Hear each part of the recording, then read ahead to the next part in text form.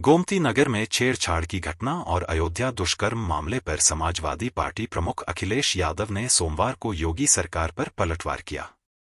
अखिलेश ने योगी सरकार पर मुसलमानों और समाजवादियों को बदनाम करने का आरोप लगाया। अखिलेश ने विधानसभा में यादव और मुस्लिम आरोपियों का नाम लेने पर सवाल उठाते हुए कहा कि लिस्ट बहुत लंबी थी, लेकिन 2 का ही नाम क्यों लिया गया। उन्होंने अयोध्या में किशोरी से दुष्कर्म के आरोपी सपा नेता के डीएनए टेस्ट की मांग को सही बताया और कहा कि योगी सरकार की 7 साल से अधिक सजा वाले मामले में यह कानून लेकर आई है। अखिलेश यादव ने कहा कि बीजेपी चुनाव से पहले साजिश की तैयारी कर रही है। सरकार को पहले दिन से ही समाजवादियों को बदनाम करने का टारगेट रहा है। मुसलमानों को लेकर मुख्यमंत्री योगी की सोच असंवैधानिक और अलोकतांत्रिक रही है। अखिलेश ने योगी पर निशाना साधते हुए कहा, एक मुख्यमंत्री जो कि योगी है, वह योगी लोकतंत्र पर भरोसा नहीं करता है, संविधान पर भरोसा नहीं करता है। ऐसा आदमी योगी नहीं हो सकता है।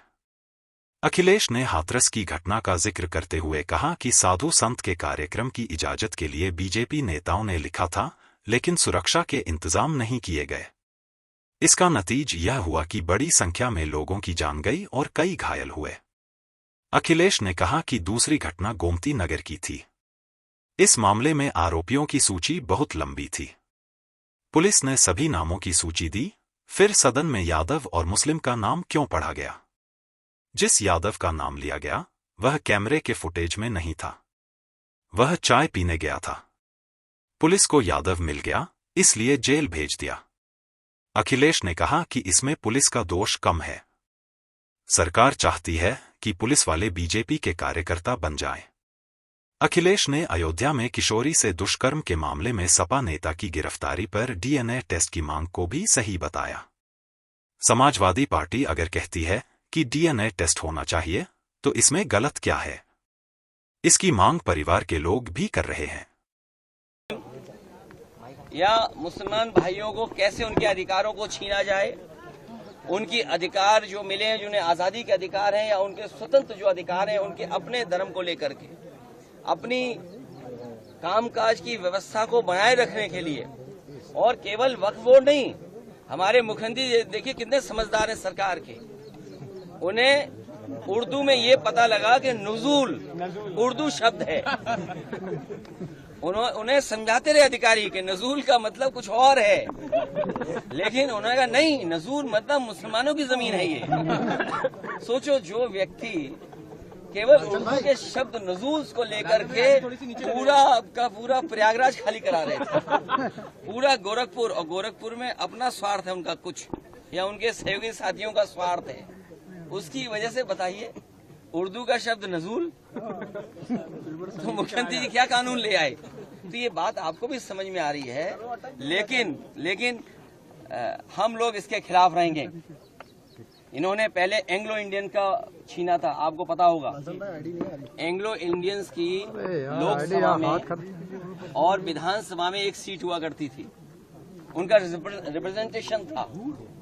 इन्होंने जनगणना करा ली फर्जी, इन्होंने फर्जी जनगणना कराई, और फर्जी जनगणना करा करके एंग्लो इंडियंस की एक सीट ले ली, छीन ली। अभी सुनने में आ रहा है, एक मंत्री जी चिल्ला रही हैं कि आरक्षण खत्म हो गया।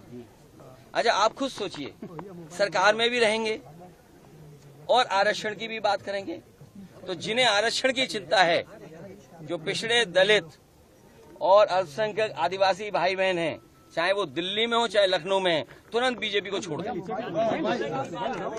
तुरंत छोड़ दें। और ये भाई जाति जनगणना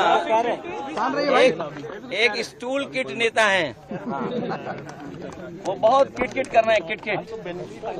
मुझे लगता है उनका ऑफर मुझे खत्म करना पड़ेगा। सुनने में आ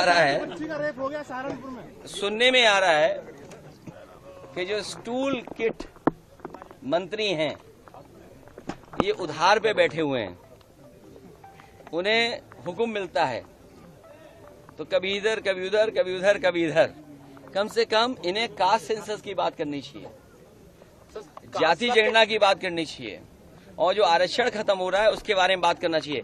हमारा जो साथी कह रहा है सहारनपुर में जिस तरह की घटना हुई है, पीलीभीत में एक महिला खेत पे गई, उसके साथ गलत घटना हुई।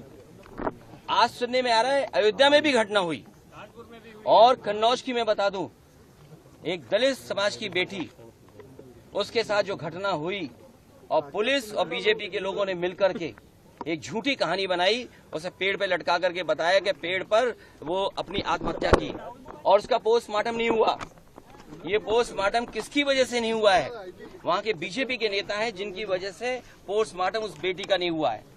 हम तो आपकी तरफ से मांग करेंगे कि जिस बेटी को पेड़ पे लटकाया गया था कन्नौज की, जिसका पोस्टमार्टम नहीं हुआ, उसका दोबारा पोस्टमार्टम कर करके और जो उसके बीजेपी के कार्यकर्ता नेता शामिल थे उन पर भी इसी तरह बुलडोजर चलाया जाए।